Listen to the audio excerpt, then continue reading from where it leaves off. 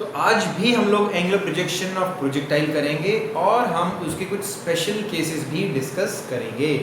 तो angular projection of projectile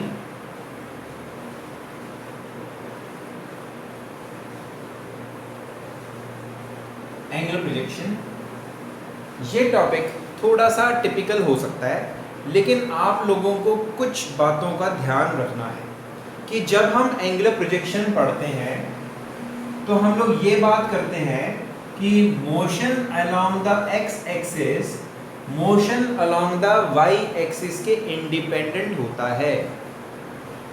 इसका मतलब ये नहीं है कि एक्स कोऑर्डिनेट वाई कोऑर्डिनेट से किसी भी तरीके से लिंक्ड नहीं है। एक्स कोऑर्डिनेट वाई कोऑर्डिनेट एक दूसरे के इंडिपेंडेंट हैं, लेकिन दोनों टाइम के साथ जुड़े हुए हैं।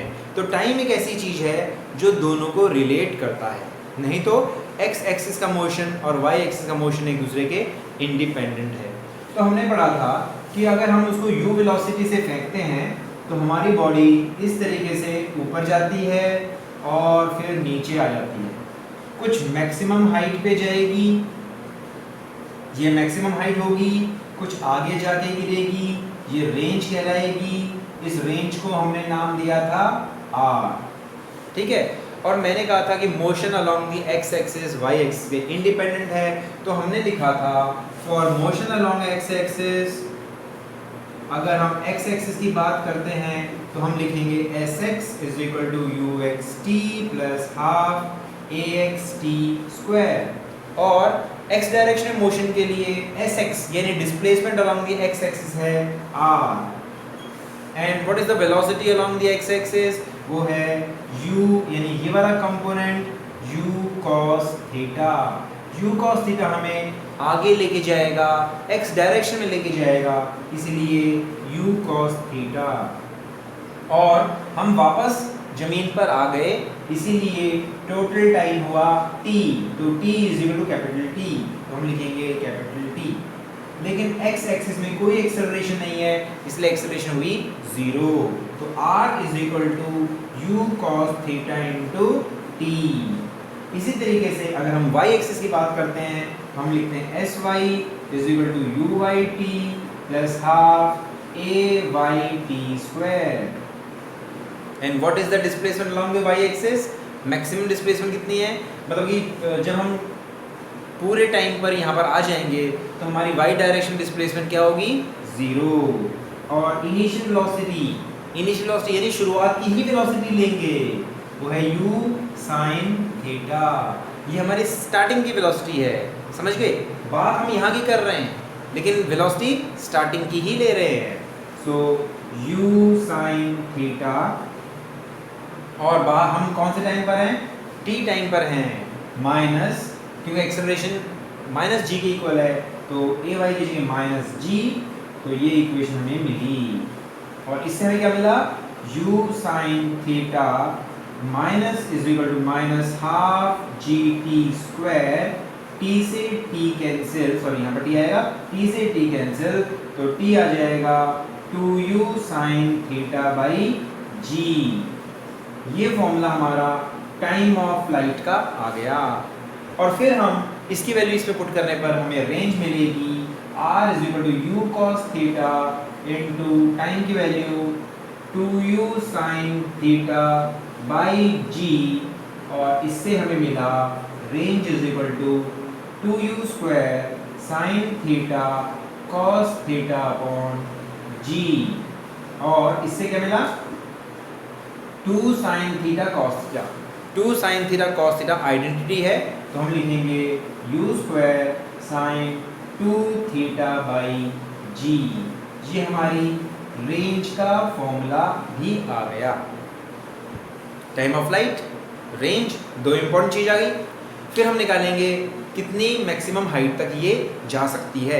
ये फॉर्मूला हम अलग से लिख लेंगे, देखो काम आएगा ये हमें फॉर्मूला बाद में। तो ये फॉर्मूला रेंज का फॉर्मूला और मैक्सिमम हाइट का फॉर्मूला हम अलग से लिख लेते हैं,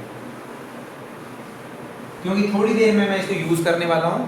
तो हमारा जो रेंज का फॉर्मूला आया, रेंज आया 2u square, sorry u square sine 2 theta by g, और टाइम का formula 2u sin theta by g. अब निकालते हैं मैक्सिमम हाइट। मैक्सिमम हाइट पर हमारी फाइनल वेलोसिटी y डायरेक्शन में 0 होती है।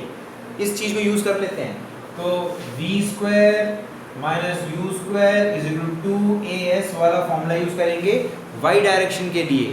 तो y डायरेक्शन क्या लिखेंगे, y डायरेक्शन फाइनल वेलोसिटी क्या होगी 0। इनिशियल वेलोसिटी स्टार्टिंग में कितनी है, स्टार्टिंग में जब हमने बॉडी को इस तरीके से प्रोजेक्ट किया तो स्टार्टिंग में वेलोसिटी कितनी है y डायरेक्शन में, u sin theta whole square. Acceleration along the y axis minus 2g, g है और s is h, so minus minus cancel, h आ जाएगा u square sin square theta by 2g।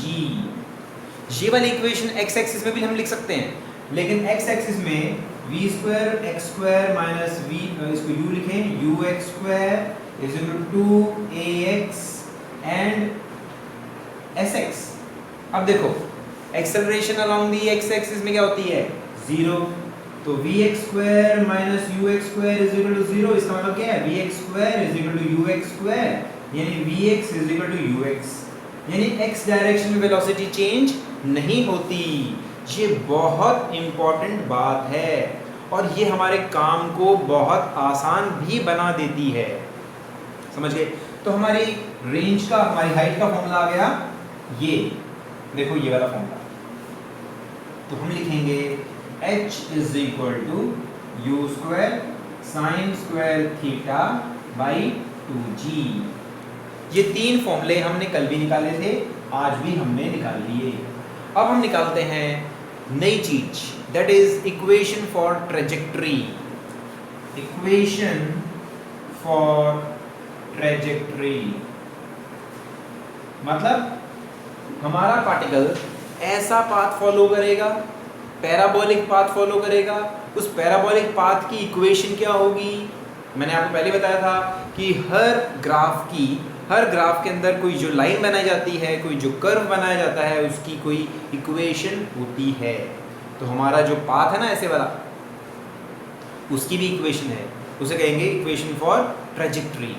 तो देखो equation for trajectory में किन दो चीज़ों की बात की जाती है, जब हमारा पार्टिकल, हमारी बॉडी इस तरीके से मूव करती है तो उसका x coordinate, y coordinate, x coordinate, y coordinate change होता जाता है। यहाँ पर 0 0 है, यहाँ पर हमारी बॉडी x, यहाँ पर मान लो h बाई, इसको कहते हैं r/2 डिस्टेंस पे है और हाइट पर h डिस्टेंस पे है, तो हम लिखेंगे r/2 और h। x coordinate, y coordinate, यहाँ पर क्या होगा, यहाँ पर y कोऑर्डिनेट हो जाएगा 0 और x कोऑर्डिनेट होगा r। तो x coordinate, y coordinate change होता जाता है ना। तो x और y के बीच में कुछ ना कुछ तो कनेक्शन होना चाहिए। तो x और y, motion along the x axis, motion along the y axis को रिलेट करने वाली जो इक्वेशन है उसे हम कहते हैं इक्वेशन फॉर ट्रेजेक्टरी। तो क्या है इक्वेशन फॉर ट्रेजेक्टरी, यानी कि हमें x एक्सिस की इक्वेशन क्या होगी, x एक्सिस की equation x is equal to u cos theta into t, किसी भी टाइम पर, है ना। कौन सा फॉर्मूला यूज किया मैंने, ये वाला फॉर्मूला यूज किया, sx is equal to uxt plus half axt square. तो x डायरेक्शन में x की जगह x, initial velocity along the x axis u cos theta, ये वाली वेलोसिटी, ये हमारा u है, ये एंगल थीटा है। तो किसी भी टाइम की हम बात करें, मान लो हम यहाँ पर हैं, तो हमारी पोजीशन x एक्सिस की पोजीशन ये होगी, क्योंकि एक्सेलरेशन 0 है। ऐसे ही y एक्सिस के क्या लिखेंगे, sy is equal to uyt plus half ayt square. तो क्या मिला, इससे मिला y is equal to displacement along the y axis, sy मिला y, uy क्या होगा, velocity along the, initial velocity along the y axis u sin theta. कौन से टाइम पे हैं हम लोग, हम अब t टाइम पर हैं, तो t acceleration minus g t square, ठीक है। दोनों में केवल टाइम सेम है, तो यहाँ से टाइम निकालो और इसमें पुट कर दो। सो टाइम क्या मिला, यहाँ से हमें मिला x by U cos theta, तो इसके मेरे पुट कर देंगे तो क्या मिलेगा, y is equal to U sine theta, T की जगह x by U cos theta.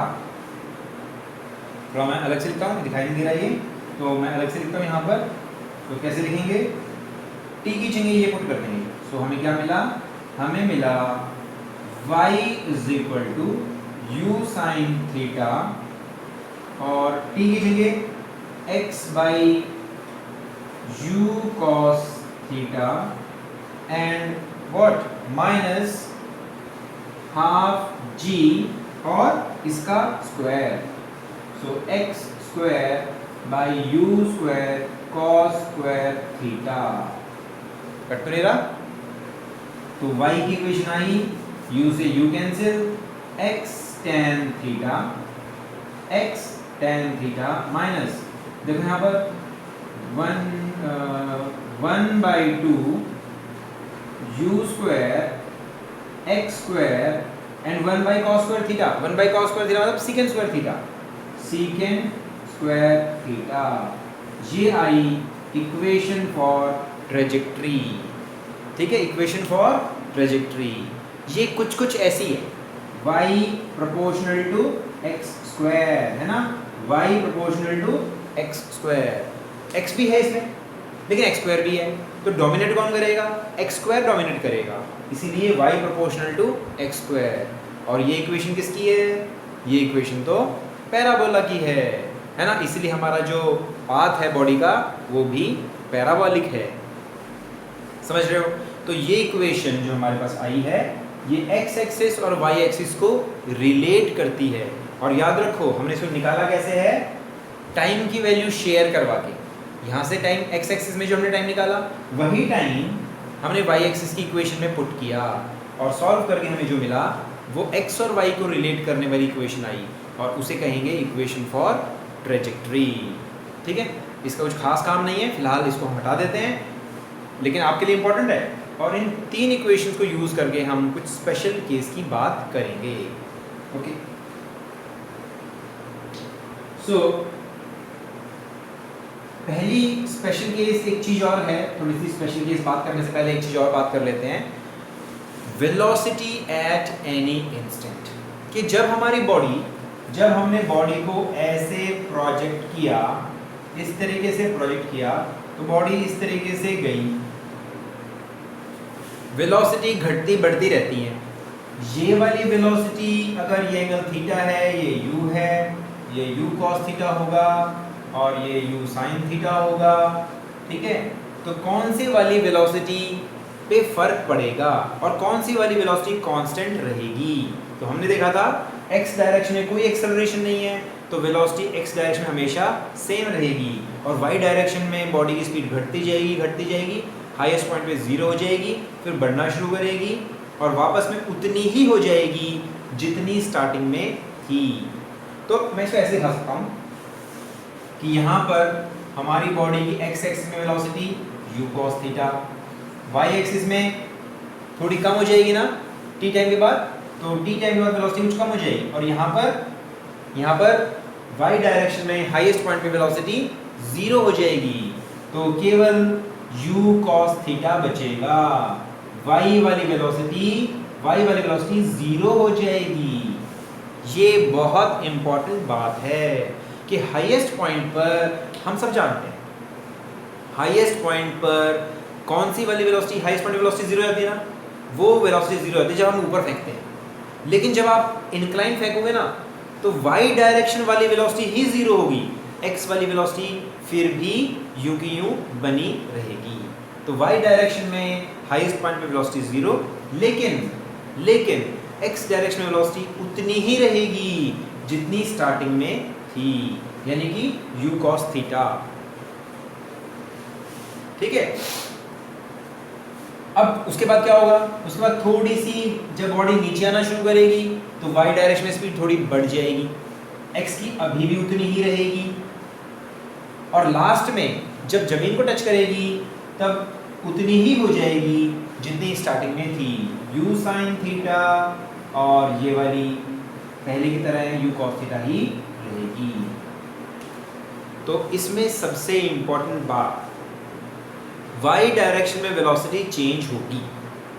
Highest point पे वाई डायरेक्शन की वेलोसिटी 0 हो जाएगी, एक्स डायरेक्शन की वेलोसिटी में कोई फर्क नहीं पड़ेगा। ये बात ऑब्वियसली निकल के आ रही है क्योंकि एक्स डायरेक्शन में एक्सेलरेशन 0 है, लेकिन हम इसको बहुत इजीली भूल जाते हैं। आपको ये बात याद रखनी है। बहुत सारे क्वेश्चंस ऐसे होंगे जिसमें इसी चीज़ की ओर बेस्ड होगा कि हाईएस्ट पॉइंट पे वेलोसिटी 0। समझ गए? कौन सी वाली velocity? Y direction velocity. X direction velocity change नहीं होगी। तो एक तरीके से यहाँ देखो, बॉडी की वेलोसिटी हॉरिजॉन्टल हो गई है, ऐसे हो गई है। हाईएस्ट पॉइंट पे बॉडी की वेलोसिटी ऐसे हो गई है, ठीक है? क्लियर? अच्छा, और वाई डायरेक्शन में वेलोसिटी घटती जाती है। किस रेट से घटेगी? जी के रेट से घटेगी, एक्सेलरेशन ड्यू टू ग्रेविटी के रेट से घटेगी। तो टी टाइम के बाद कितनी हो जाएगी? निकालते हैं। तो हम जानते हैं v is equal to u plus a t होता है, तो वी वाई हो जाएगा u y plus a t a y t. Acceleration along the Y axis तो माइनस जी है टी, और what is our initial velocity? u sin theta. तो हमारी किसी भी टाइम पर हमारी वेलोसिटी होगी u sin theta minus G T. बात समझ आई? ठीक है। तो अगर मैं इस ग्राफ को, इस फिगर को दोबारा से बनाऊं तो आपको देखो एक चीज और नजर आएगी कि किसी भी टाइम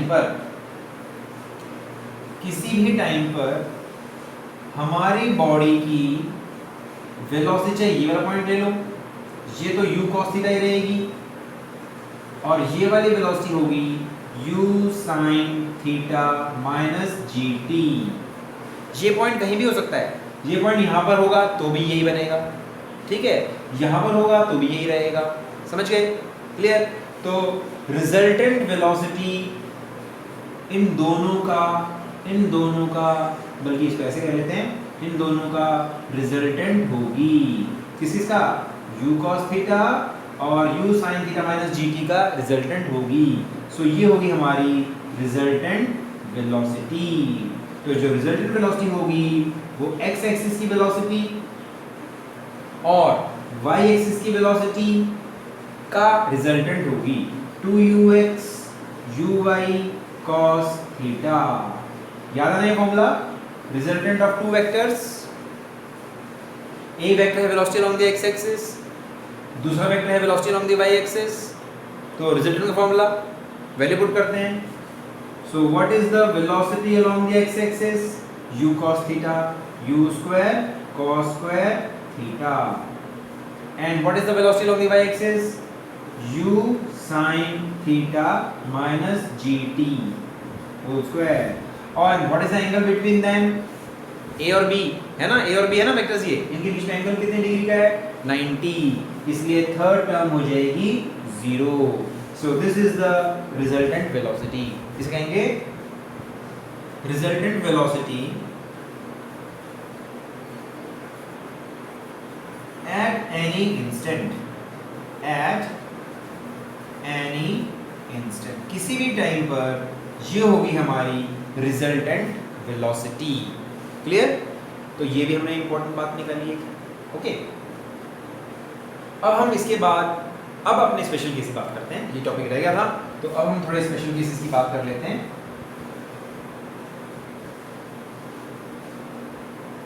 सबसे इंटरेस्टिंग और इम्पॉर्टेंट बात ये है जो स्पोर्ट्स में बहुत यूज होती है, और वो क्या है? वो ये है कि हम कितने डिग्री एंगल पर अपनी चीज को फेंकें। अगर हम जेवलिन फेंक रहे हैं तो कितने डिग्री एंगल पर रखें, और अगर हम लॉन्ग जंप कर रहे हैं तो कितने डिग्री एंगल पर जंप करें ताकि दूर से दूर जाएं, है ना? तो ये स्पेशल केसेस इस फॉर्मूले की हेल्प से हम सॉल्व कर सकते हैं। तो स्पेशल केसेस क्या है कि हम कितने डिग्री एंगल पर अपने जेवलिन को फेंकें ताकि वो दूर से दूर जाए। तो देखो, दूर से दूर जाने के लिए मतलब रेंज मैक्सिमम होनी चाहिए। So for range to be maximum, range maximum होने के लिए रेंज का फॉर्मूला है u square sine 2 theta upon g। हम यू को बढ़ा सकते हैं, स्पीड को बढ़ा सकते हैं, है ना। हम दौड़ के आते हैं, जेवलिन फेंकते दौड़ के आते हैं बहुत दूर से, ठीक है, भाले को लेकर के आप दौड़ते हुए आते हैं बहुत दूर से, तो आप यू को इंक्रीज कर सकते हो। आपने मैक्सिमम यू को बढ़ा दिया, आप उससे ज़्यादा यू को इंक्रीज नहीं कर सकते, तो आप क्या कर सकते हो? क्या आप जी को चेंज कर सकते हो? एक्सेलरेशन ड्यू टू ग्रेविटी को चेंज कर सकते हो? नहीं कर सकते। तो यू को आपने मैक्सिमम बढ़ा लिया, जी को आप चेंज नहीं कर सकते, तो रह गई बात हमारे एंगल की। तो ये एंगल और ये एंगल की वैल्यू क्या होनी चाहिए ताकि रेंज मैक्सिमम आए?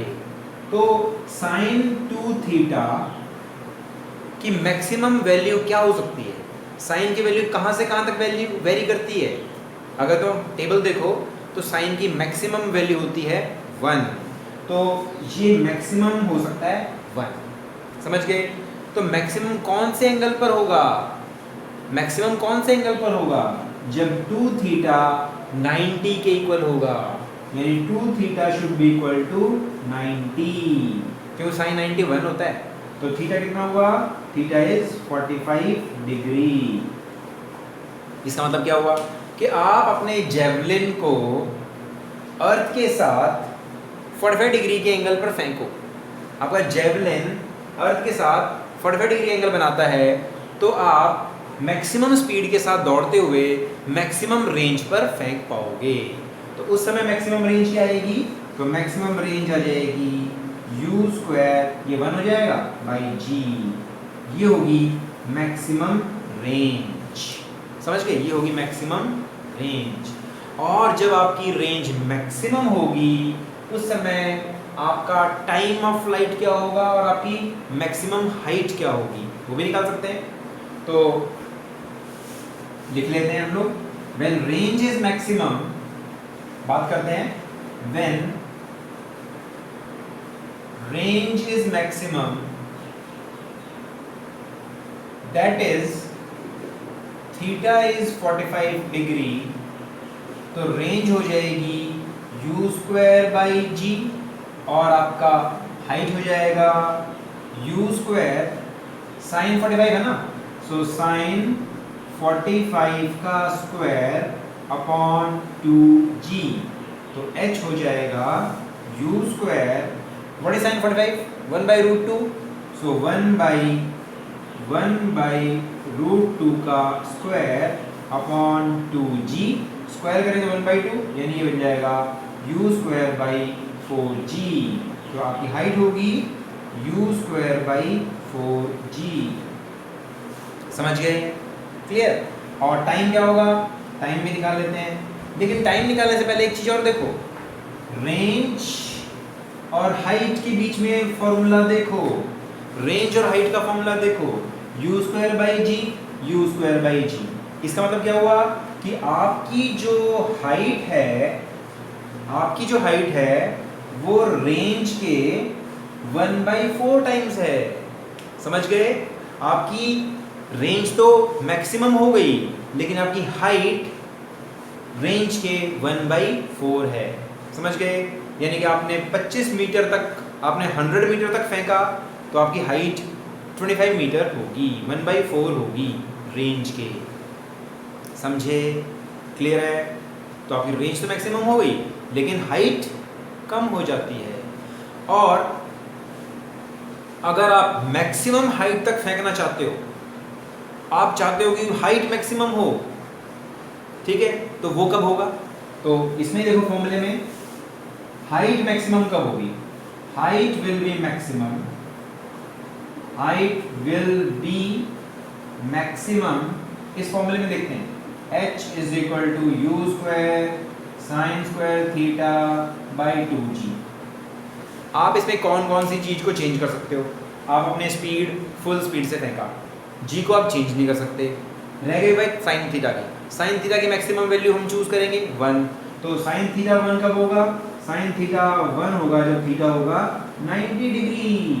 इसका मतलब अगर आप सीधे फेंकोगे ना ऊपर, अगर आप बिल्कुल स्ट्रेट ऊपर फेंकोगे, तब आपकी हाइट मैक्सिमम होगी, लेकिन रेंज 0 होगी। समझ गए? क्लियर है? बहुत सिंपल केस, लेकिन ये इतना इम्पोर्टेंट नहीं है। इम्पोर्टेंट ये 45 डिग्री वाला है जिसमें हमारी रेंज मैक्सिमम थी। समझ गए? जैसे स्पोर्ट्स वाले ना अपने अपने जो शिष्य होते हैं ना उनको ये सिखाते हैं 45 डिग्री के एंगल पर फेंकना सीखो, 45 डिग्री एंगल पर कूदना सीखो, ठीक है, अगर आप रेंज मैक्सिमम चाहते हो तो। ओके बात समझ में? ठीक है, अब हम आगे चलते हैं। अब हम कुछ इंटरेस्टिंग बातें करते हैं, अब कुछ इंपॉर्टेंट बातें करते हैं। जब हमने अपनी बॉडी को किसी एंगल पर फेंका, हमारी बॉडी इस तरीके से गई, ठीक है, तो यहां पर देखो इस हाइट पर, इस हाइट पर, इस वाली हाइट पर, h हाइट पर t1 टाइम पर थी, t1 टाइम पर इस हाइट से गुजरी, ऊपर गई और वापस इस हाइट पर दोबारा भी आएगी, है ना, इसी हाइट पर दोबारा भी आएगी और हाइट वही होगी लेकिन टाइम t2 होगा। समझ रहे हो? तो यहां पर लिखने के बजाय लिखना चाहिए at t1 at t2, height है h, this height is h। समझ गए? और हमने फेंका था थीटा डिग्री एंगल पर u स्पीड के साथ। ये हमारी रेंज है, ये हमारी मैक्सिमम हाइट है, ठीक है। सिचुएशन समझ में आई कि जब हम अपनी बॉडी को ऐसे फेंकते हैं तो एक हाइट ऐसी होगी जिस पे दो बार पास करेगी, कोई भी हो सकती है, ये भी हो सकती है, ये भी हो सकती है, ये भी हो सकती है, ऐसी दो हाइट्स होंगी। ओके, भेज दूंगा। तो ऐसी दो हाइट्स होंगी जिस पर हमारी बॉडी दो बार पास करेगी, है कि नहीं? एक बार t1 टाइम पर और एक बार t2 टाइम पर। क्लियर? एक बार t1 टाइम पर पास करेगी और दूसरी बार t2 टाइम पर पास करेगी। तो इक्वेशन लिखते हैं, हाइट सेम होगी, हाइट यानी displacement along the Y axis same होगी। So body will be at same height at time t1 and t2, at time t1 and t2। Height की बात कर रहे हैं, केवल हाइट की, रेंज की बात नहीं कर रहे। रेंज एक बार तो यहाँ पर x हो सकता है और एक बार यहाँ पर कुछ और x1 ले लो या x2, तो रेंज सेम नहीं होगी। एक बार हम जब यहाँ पर हैं तो हमारी डिस्टेंस है x, यहाँ पर x1, यहाँ पर x2, तो रेंज सेम नहीं होगी लेकिन हाइट सेम होगी। तो हम इक्वेशन लिख सकते हैं, पहले वाली इक्वेशन t1 टाइम के लिए क्या लिखेंगे, h इज इक्वल टू, इसी फॉर्मूले को यूज करेंगे, s is equal to ut plus half at square वाले फॉर्मूले को यूज कर रहे हैं, y डायरेक्शन की बात कर रहे हैं, तो हम लिखेंगे h, नीचे से नाप रहे हैं इसलिए plus h। What is initial velocity along the y axis, ये वाली वेलोसिटी कितनी है, u sin थीटा, और कौन से टाइम की बात कर रहे हैं, t1 टाइम की बात कर रहे हैं। And what is acceleration, acceleration हमेशा minus g, minus 1/2 g t1 square. समझ गए? इसी तरीके से t2 टाइम पे क्या होगा, हम लिखेंगे t2 टाइम पर h, सेम हाइट, यहाँ पर भी सेम हाइट, नीचे से नाप रहे हो, इनिशियल वेलोसिटी भी वही u sin theta t2 minus half g t2 square. समझ गए? हाइट दोनों सेम है ना, कोई प्रॉब्लम तो नहीं है, प्रॉब्लम तो नहीं है। हमने इनिशियल वेलोसिटी को u sin थीटा ही लिया है, चाहे यहाँ पर हो चाहे यहाँ पर हो, क्योंकि हमारी इनिशियल वेलोसिटी की वजह से ही ये हाइट पे असर पड़ेगा, तो हमने इनिशियल वेलोसिटी ही ली है ना। फिर आप कहोगे सर ये वाली तो हमने माइनस लिया, एक्सेलरेशन तो हमेशा माइनस ही रहेगा। ओके, दोनों को इक्वेट कर देते हैं, इक्वेट करके क्या मिला, u sin theta t1 minus half g t1 square is equal to u sin theta into t2 minus half g t2 square. Okay, one वाले टर्म्स को एक तरफ कर लेते हैं और टू वाले टर्म्स को अलग कर लेते हैं। तो टू को यहाँ लाएंगे, u sin थीटा को कॉमन निकाल लेते हैं, u sin theta and T1 यहाँ से यहाँ लाएंगे तो माइनस T2, ओके। और इस वाले टर्म को यहाँ ले जाएंगे, ये प्लस में हो जाएगा T1 और T2 माइनस में होगा। 1/2g को बाहर निकाल लेते हैं, T1 square minus T2 square, ठीक है। अब देखो कुछ कट रहा है क्या? हाँ, ये इससे कट जाएगा, इसको हम ओपन करेंगे, T1 minus T2 into T1 plus T2, तो मैं यहाँ पर लिख लेता हूँ इसकी जगह, तो मैं लिखूंगा u sin theta T1 minus T2 is equal to 1/2g, इसको ओपन कर लेंगे, T1 minus T2 and T1 plus T2, ये दोनों कट गए, तो u sin theta is equal to g/2 T1 plus T2 आया, and this is equal to 2u sin theta by g, 2 को इधर ले गए, g को नीचे ले गए, is equal to T1 plus T2। But what is this? ये क्या है? ये क्या है? 2u sin theta by g, है ना? This is total time period. इसका मतलब क्या हुआ? बहुत इंपॉर्टेंट ऑब्जर्वेशन आई कि जब हमारी बॉडी दो अलग अलग टाइम पर सेम हाइट पर होगी तो उन दोनों टाइम का सम टोटल टाइम के इक्वल ही आएगी। बड़े काम की चीज, समझ गए कि टोटल टाइम उन दो टाइम्स के इक्वल होगा जब हमारी बॉडी इक्वल हाइट पर होगी। क्लियर है? समझ आई बात? तो हमने इससे एक इंपॉर्टेंट कंक्लूजन निकल करके आया। ओके, ठीक है, बहुत इजी। देखो दोनों हाइट की इक्वेशन को इक्वेट करके हमने सॉल्व किया है। एक बार हम T1 टाइम पर हाइट निकाल ली, एक बार T2 टाइम पर हाइट निकाल ली, और दोनों को इक्वेट करके हमने निकाला ये फॉर्मूला। बहुत इजी, एक बार जरूर करके देखना प्रैक्टिस। ओके, अच्छा अब थोड़ी सी बात, इससे हम थोड़ा सा और आगे चलते हैं। याद रख लो कि जो कंपटीशन में आते हैं क्वेश्चंस, वो क्वेश्चंस जनरली ऐसे डेरिवेशंस पे बेस्ड होते हैं जो हम जनरली नहीं करते। अगर आप कर लोगे तो वो क्वेश्चंस आपके लिए कुछ भी नहीं रहेंगे, है ना? तो करने की बात है, आप अगर कर लोगे तो कंपटीशन में बड़े आराम से कर हो पाएगा। अच्छा, एक बार टाइम देख लेते हैं, कितना टाइम रहता है। टाइम इज मेरे ख्याल से 1 मिनट रहता है ना। हाँ, तो मेरे ख्याल से आज हम लोग नहीं कर पाएंगे। आज का टॉपिक देखो मुझे तो बहुत इजी लग रहा है, लेकिन आप जब तक नहीं करोगे तब तक आपको समझ में नहीं आएगा। एक बार करते हो तो आपको कुछ कुछ समझ में आता है, 2 बार करते हो तो समझ में आ जाता है, 3 बार करते हो तो आपको आपके अंदर इम्बाइब हो जाता है, आपके अंदर चला जाता है, सेटल हो जाता है, आपका हो जाता है। चौथी बार करोगे तो कुछ और चीज़ें नज़र आएंगी, 5वीं 10वीं बार करोगे तो वो चीज़ें भी आपको समझ में आएंगी जो टीचर ने नहीं बताई। 7वीं 8वीं बार करोगे ना तो आप कुछ नया ही डिस्कवर कर लोगे। टॉपर्स इसलिए कई बार उस टॉपिक को पढ़ते हैं, इसलिए नहीं कि वो रट जाए, इसीलिए कि वो कुछ अलग करें और एग्ज़ाम में जब वो सिचुएशन आएगी तो उस प्रॉब्लम को बड़े आसानी से कर पाएंगे। समझ गए? इतना सा ही फ़र्क होता है। इसलिए 1 बार नहीं, 2 बार नहीं, कई बार थ्योरी पढ़ो, डेरिवेशंस करो, प्रैक्टिस करो। ओके, तो मिलते हैं मंडे को। बाय।